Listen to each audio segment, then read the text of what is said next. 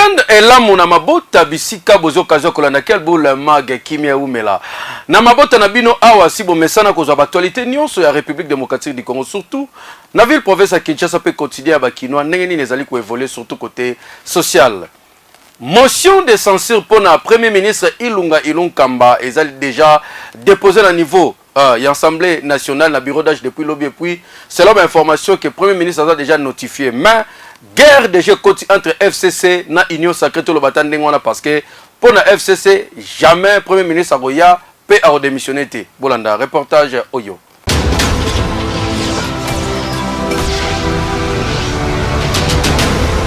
Visé na motion de censure, Oyezala qui déposé lobby vendredi 22 janvier dans l'Assemblée nationale avec plus de 300 signatures. Oyezala qui déjà enregistré. Baéli du peuple déterminé ya kokwe sa gouvernement ya Sylvestre Ilunga Ilunkamba, mais premier ministre na cabinet na ye ba lobby jamais ba koki ko démissionner pour selon bango bureau d'âge ya Mboso Kodia bazali na compétence wana te pour gouvernement na bango bazala qui déjà investi devant bureau définitif ya Janine Mabunda. Donc bureau d'âge ba koki jamais ko destituer un premier ministre oyazali en pleine fonction et surtout que boyebi na plénière à lobby vendredi et zalaki mbutu ba député ya FCC misusu kutu ba bimaki po ba boyaki ko accorder bango maloba na bureau d'âge oyezo kumbama na président honorable Mboso. Dossier oyo ba congolais bazo landela est-ce que premier ministre a ko démissionner ou a ko démissionner te?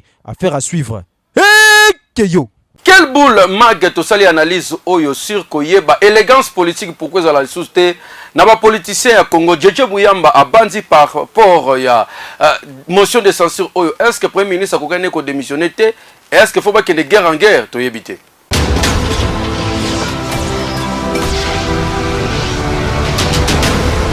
Premier ministre Ilunga Ilunkamba atikani na mikolo ya kotanga na primature. Déjà plus de 300 signatures réunies pour na kosotise elongo na gouvernement na mobimba et pas ya ba député na Assemblée nationale. Kasi premier ministre loin ya céder na pression azali ko tenir kaka ndenge moko na ancien speaker ya chambre basse ya parlement Janine Mabunda po bazali ko beta même système de jeu. 48 heures nde plénière ya Assemblée nationale et kotalisa sur avenir ya Ilunga Ilunkamba. Christian Moleka, politologue, a sali lecture sur situation ya Ilunkamba boyokaye. Bon, Ilunkamba d'abord un rôle va faire jouer politiquement.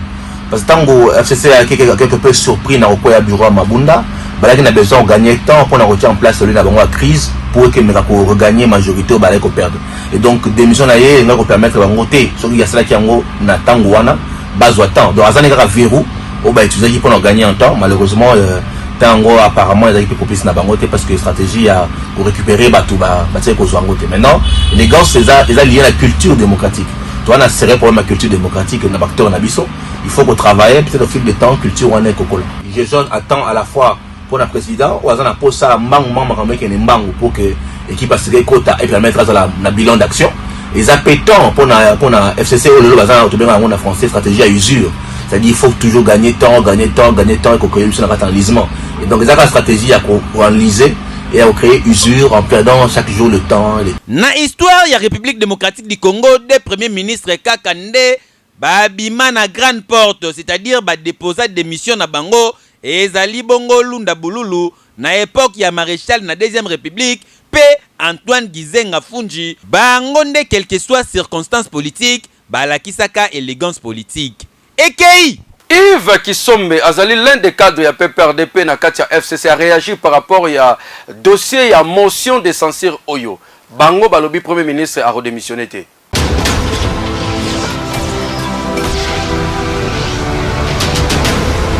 Au point de vue nangai ezak eza vraiment mawa ndenge constitution na mboka na biso et nyatami na bandeko yo balingi ba zwa majorité na makasi na bizaleli moko oyo constitution et permettre te pe cour constitutionnelle malheureusement et pesi bango appui na ndenge esengeli te par rapport à la constitution, c'est-à-dire que session extraordinaire oyo et salamité pour motion de censure et kokako kotisama pe ko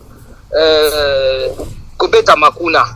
Donc pour nangai en tout cas na compte ya FCC pe a perdre na ko bakake premier ministre en tout cas est allié te makambuana pour esalemi na ndenge ya botosi ya constitution te. Donc nazomona te ndenge nini premier ministre akoki ko accompagner batu na violation à constitution.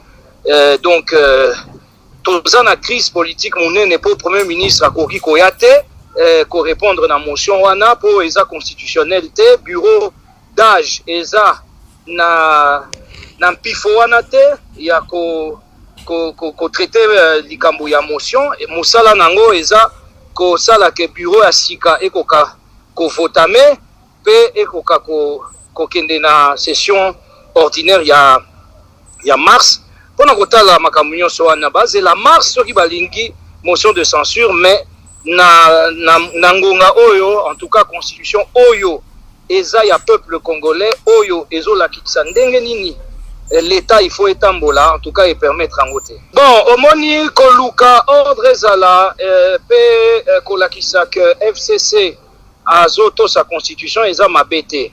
Même ndenge mabunda koyaki esalemaki na ndenge moko penza ya propre te ndenge règlement intérieur esengi bon to ndimika kapo esalemi ndenge wana mais en tout cas ti ndenge tozoloba boye premier ministre ako démissionné te Nasina lobaki yango pe omoni que constitution est équilibrée par pouvoir mutakori koko sa premier ministre eza yemoko soka démissionné to soki ba koisie na parlement kasi na nzela ote oyo eza session extraordinaire likambuana même cour constitutionnel yemoko apesaki yango pouvoir te mais tokomi kaka ko tambola mbeya boye tozoto sa sous constitution te eza pena mawa mingi.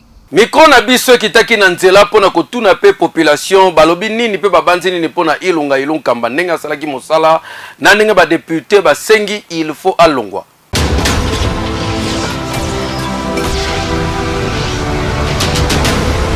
Politique est l'art de gérer la cité, de gérer Batou. Mais la politique à Congo, politique na biso zali ba 3V, voiture, villa, veste.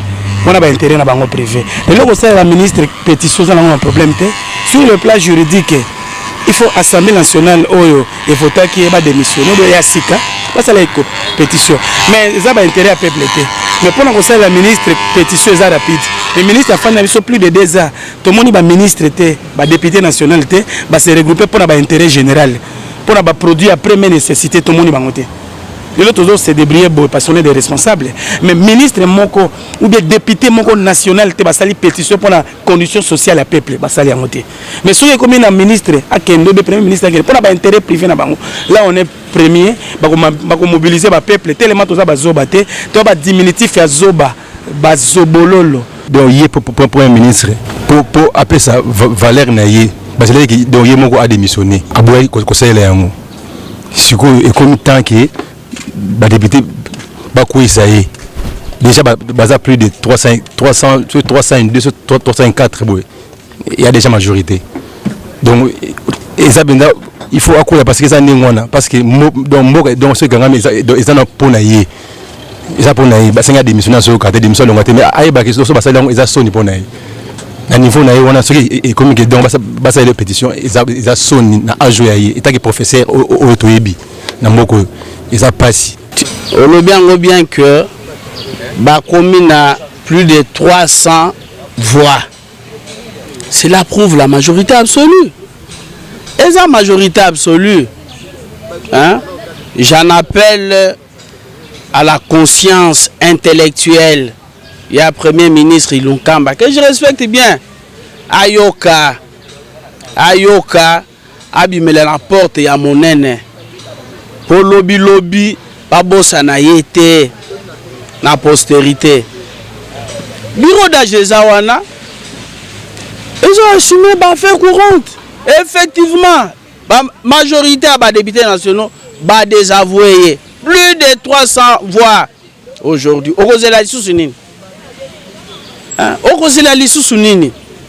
Moi je pense que papa Ilunkamba aza professeur d'université aza mutu ya ba valeur vraiment amekana kokanisa a déposer kwa yoka sonité conseil na ko pesa yangwana totikala na dossier parce que yango mteza ko défier chronique politique na République démocratique du Congo boyebi ke ba député ya FCC ba klaka ki bongo porte mokolo ya lobby ba sistaki lisusu te na kati ya Assemblée nationale babimaki na plénière bango bazali ko accuser bongo bureau d'âge pour na passage en force surtout makambo mondele ezali koleka kuna c'est le muyo ka pesi biso ba détail surtout dossier ya Ilunga Mande et bloqué nde pena mboka.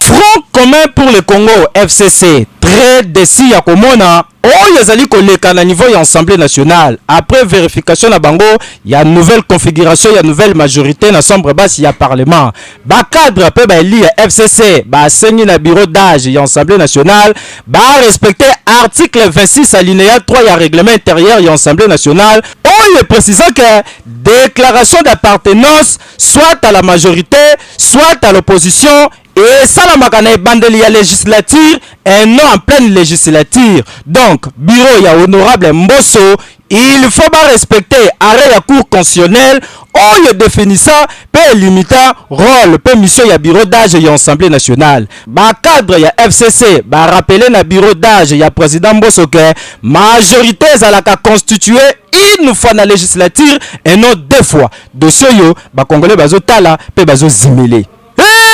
Yo. Restauration ya paix na région ya Grand Lac pe surtout mingi na République démocratique du Congo stabilité ya kimia na Serigel Babandi ko soutenir République démocratique du Congo c'est Lio Muyoki.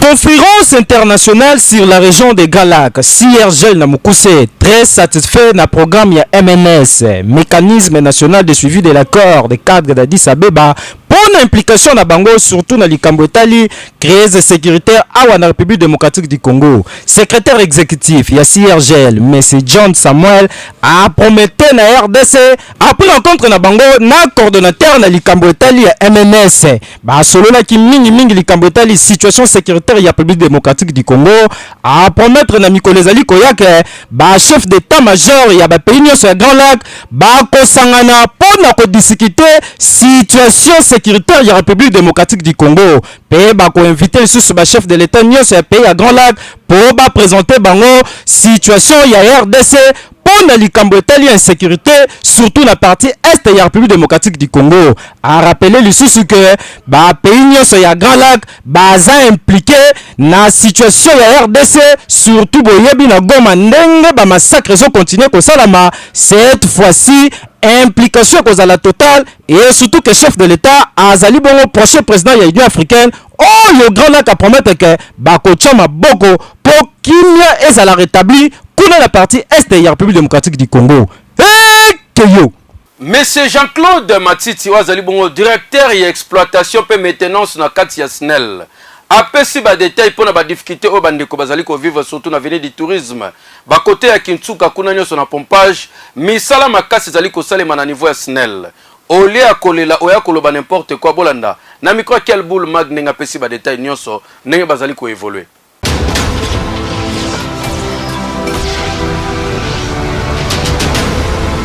Yambo na banzi na ko présenter na nos excuses pour na ba perturbation oyo biso tozui na niveau ya réseau na biso ya distribution spécialement na fidèle 23 ya Gombe oyo ezali ko alimenter entre autres avenue du tourisme une partie ya quartier Basoko ti na Kinsuka na niveau ya Mbudi.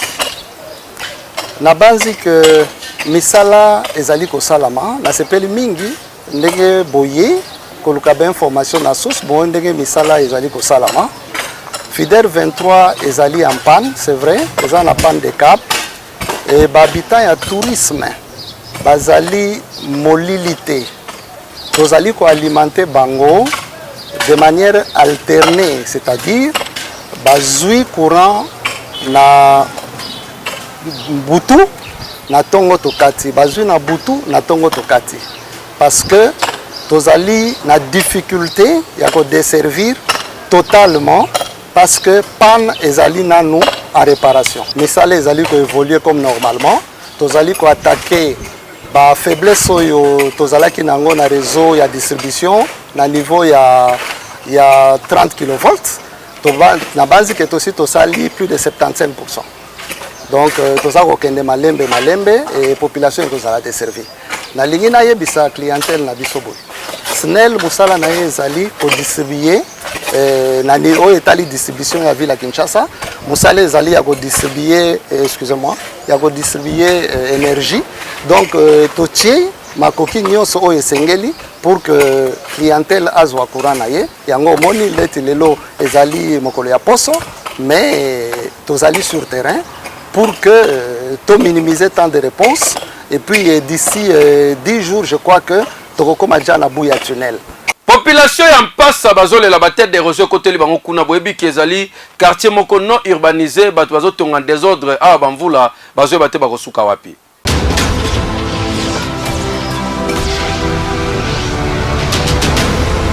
Commune ya Mongafula ezali parmi ba commune oyo ezali très vaste na ville province ya Kinshasa, kasi ti lelo ba quartier ebele na commune ya Mongafula eza non urbanisé. Lokola awa tozali na quartier Mbidise na Mitendi, population ba lancé cri d'alarme na ba autorité, pas route principale na bango ezali menacé makasi na érosion. Na makasi na bango moko population ya coin oyo bazwa likanisi ya ko placer ba sac poso ki mvula ebeti mabele ezala protéger kasi esimba te po à chaque fois mvula ebetaka nzela ezo continuer toujours kobuka na ndenge bozali komona boye. Awa mutuka elekaka te, population basalaka trajet mulai pona kobima na route de Matadi pe bazwa moyen ya kobima ti na centre ville. Tangu population ya quartier Mbidise bamonaki caméra ya Kelboul Mag batikalaki indifférent te ba communiquer boye. Le problème côté est problème majeur les Mongafula les quartier moro où ils ont la montagne trop tous ont problème d'érosion trop il y a des zones de quartier à tous précisément la quartier Mbidise où on voit même population ba moko toujours ça la plus moyen possible na ndenge na biso moko donc ba moyen tous ngandi ba moyen l'état financer ba moyen ata la quartier mso ata la côté moko te puisque Mongafula les commune les munene les vaste tandis avanzele za kobukana nomo na population ba mo bazo sala musala heureusement que bino mo bokiti sur le terrain au moins musala ezo sala ma esengande nini apport ya l'état vraiment faut acha ba moyen G atala pe ba quartier mususu ndenge ni za ba quartier za en pleine évolution ba quartier zo tongama eza ya sikezo tongama zela des autres déranger biso souvent donc esenga vraiment nani président Fachi atala vraiment la place moroté la même biso na quartier na biso na Mongafula ba place ebele zo bukana yango wana kaka to senga vraiment l'état soutenir biso. Posta ya population ya quartier Mbidise na Mitendi eza ya komona nzela na bango ebonga po nzela ezali parmi ba facteurs ya développement. Papa bourgmestre ya commune ya Mongafula sala effort ya kosala rendre na commune na yo omona yo moko nini etungisaka population pe osala rapport na ba autorité compétent.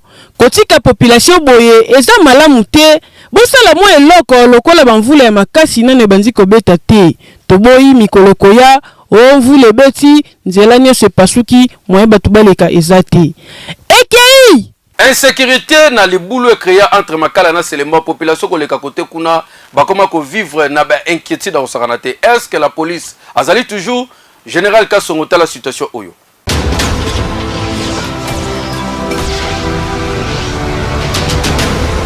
Tozali na frontière oyo kabola commune ya Selembao na commune ya Makala, population bazali ko souffrir makasi na likambo etali érosion kaka ndenge bozali komona. Libulu bozali komona ezalaka bongo ba mapangu ya batu lokola maye lukaka babisika ekolekela emonaka te eyaka ko créer érosion oyo batu bakima basunola bandaku etikala libulu bango pe batikala na ba livrer parcellaire na lisolo. Soki mutatunie ozala na lupangu wapi awaka kolakisa ye omoni kuna na kati wana lupangu na biso zaki wana mais koma nango libulu po ya mvula atombo kaka nde asala biso boye.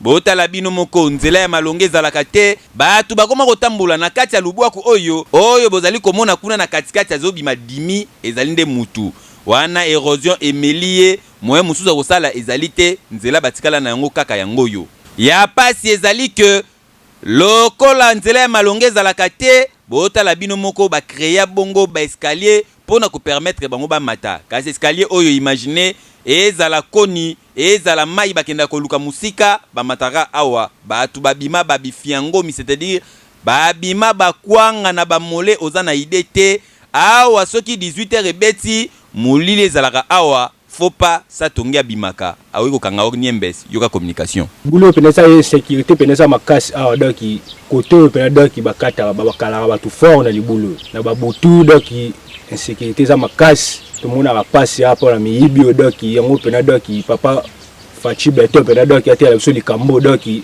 insécurité ya pena doki na ana komina selemba za makasi asisi la biso no bato ya mabena no bakende po biso pena population to tira la kitoko to vanda kitoko ukubima na tongo bozongi pokwa talaka le mikolo pe bapia ko kozonga mona 2000 3000 po ko songa ta la famille okuta na bato wana mabe babotoli yango nyonso ubanisu kolela yobela to senga pena bato wana nyonso bakende po to tira la pena na kimia na pepe bambula ndezo ezobeta yangana siko ezobuka na bukana bambula so beti makasi mabele fa buka na tozo sala tu misale sala mama mabule zo buka na taka to taba basi basake mnene ba bambu tozo protéger matiti mais ezo buka na ka donc to monde to sala te yana gouvernement asala tout abongela biso nzela po to zala bien ba toza risque makasi po ndeti boye pemena ya nini soki mbule beti donc to lala te to lala ya kubanga kolela sote olala tuzara ya kovanda pona nini libulu ndezo kweya kuya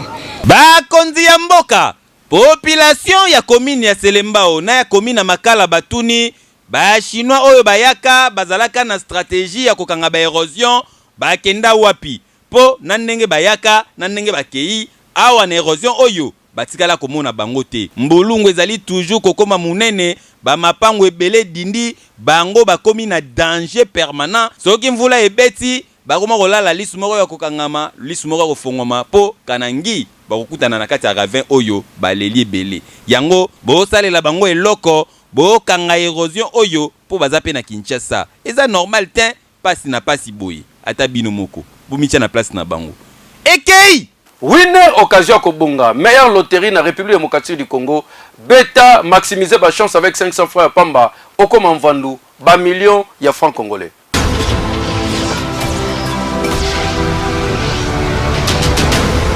Winner.bet présente Winner Loto. Nini wana bozo beta. Winner. Bonsoir à vous tous, je suis très heureux de vous retrouver ce soir. Mesdames et messieurs, je sais que vous aimez des chiffres avec beaucoup de zéros derrière. L'occasion vous est offerte ce soir d'améliorer davantage votre vie en choisissant 5 bons numéros sur vos tickets et vous ajoutez à cela les numéros de la Super Bowl pour espérer gagner un merveilleux jackpot dont le montant est estimé à 188 227 450 francs congolais. Mais vous jouez aussi pour 1 milliard de francs congolais, notre super jackpot. Alors si vous êtes prêt pour les tirages, moi je vous dis déjà bonne chance aussi pour la suite. Mesdames et messieurs, vous connaissez la règle, ce tirage se déroule sous l'œil vigilant d'un huissier de justice, les officiels Winner Loto, mais aussi d'un public témoin. Nous allons accueillir le 38, notre tout premier numéro vient donc de sortir de la sphère. Et quel sera notre deuxième numéro? Regardez, la question mérite sa réponse, le 24 est donc notre deuxième numéro pour cette soirée. Et pour notre troisième numéro, nous allons comme ça, le 17. Et donc notre troisième numéro, mesdames et messieurs, vous pouvez déjà vérifier vos tickets alors qu'on avance pour accueillir les 32 comme notre quatrième numéro pour cette très belle soirée. 188 227 450, notre merveilleux jackpot de cette très belle soirée. Les 5, notre cinquième numéro est là. Regardez les numéros de la Super Bowl pour cette très belle soirée. N'est rien d'autre que le 29.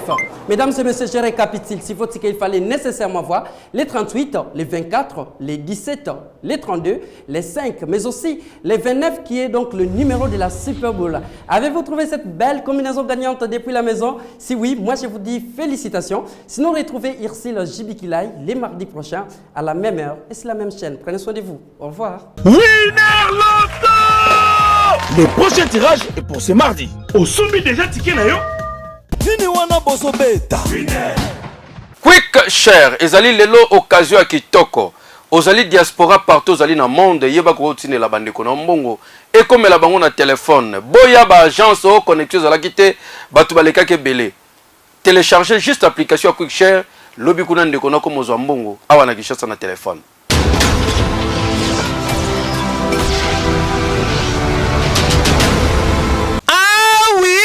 Kotinda mbongo ekomi facile, simple, rapide, paix sécurité, grâce ya QuickShare, solution oyo memeli ba congolais nyoso, oyo bazali bongo ni a diaspora, pona kotindela ba famille na bango ba mbongo, awa na République démocratique du Congo, mingi na Kinshasa, pe na ba province nyoso. Simple, paix facile, kota kaka na application na yo, o cliquer sur envoyer, o sélectionner numéro, oyo okotindela mbongo. Simana yango o insérer montant, o cliquer na OK et kobimisela yo menu oyo esika ekotuna yo soki olingi otinda mbongo na compte bancaire na mobile money, veut dire Orange Money, Airtel Money na M-Pesa. O sélectionner compte d'envoi ya Visa, o kotisi code PIN secret na yo ya QuickShare. Simana yango o confirmer identification ya destinataire.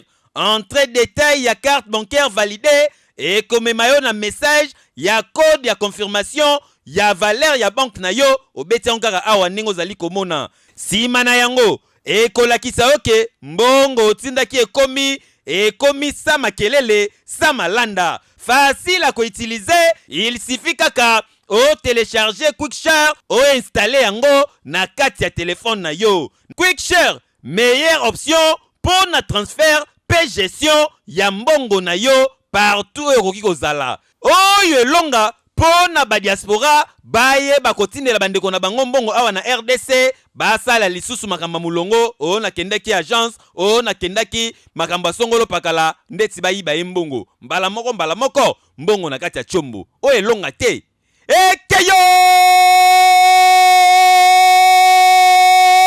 Oui. Bakangi ndeko mwasi moyibi na kati ya zando na boutique ayibi mais tokoloba pe tobeta sete makasi.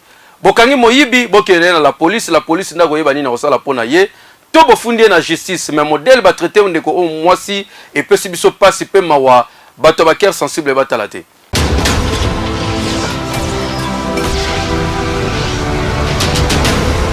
Esalemi lelo na ville province ya Kinshasa ba tractation o bozali komona ezali entre jeune fille oya kitoko bazali ko soupçonner ke aibi $600 na kata maison d'habillement oyo kaka ndenge bozali koyoka bazali ko bendana.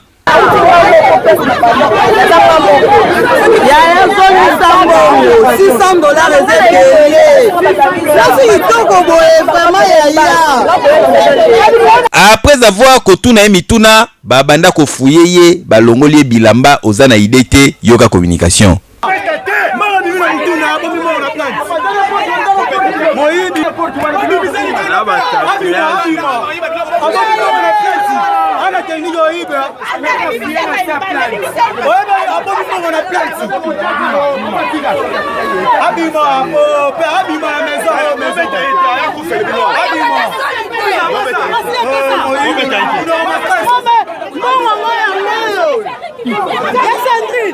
En tout cas ba acte ya boezali ya ko condamner soki okangi mutu suspecté kazali moyibi esengeli komema na la police pour la police nde ayeba kosala musala ko se faire justice boye eza normal te ata yo moko tozala ta batuko konyokola mwana muninga boye likola mbongo meme na justice boye te vraiment ekei Kimia eumela na mabota esika bozo okazo kolanda biso ndenge bokontuna kosala biso confiance. Quel boule ya samedi lelo esili botika na mabota na esengo nyoso ba mama bwa kitoko yo wapi. Eke yo, oui.